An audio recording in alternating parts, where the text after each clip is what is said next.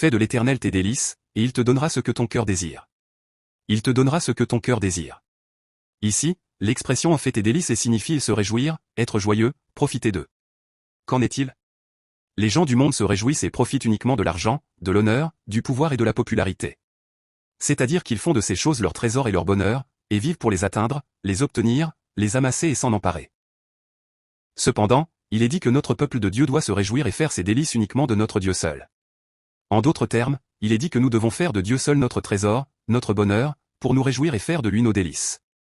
Ainsi, pour le peuple de Dieu, ce n'est pas beaucoup d'argent, de biens, d'honneur, de pouvoir ou de popularité qui constitue le bonheur comme pour les gens du monde, mais c'est Dieu seul qui est ma bénédiction.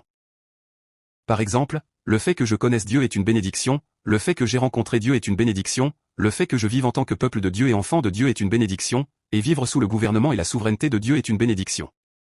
Vivre également dans l'amour de Dieu, sous sa direction, sa garde, sa protection et recevoir ses réponses est une bénédiction, vivre sur cette terre pour louer et élever Dieu est une bénédiction.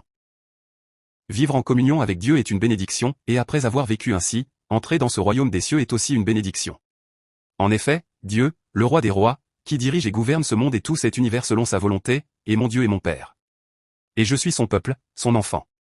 Alors, où pourrait-il y avoir une bénédiction plus grande que cette réalité? C'est pourquoi notre peuple de Dieu, pendant sa vie sur cette terre, doit se réjouir et profiter de ces réalités bien davantage. Il te donnera ce que ton cœur désire. Si nous faisons cela, oui, si nous vivons ainsi sur cette terre, Dieu écoutera et exaucera toutes nos supplications, demandes et requêtes.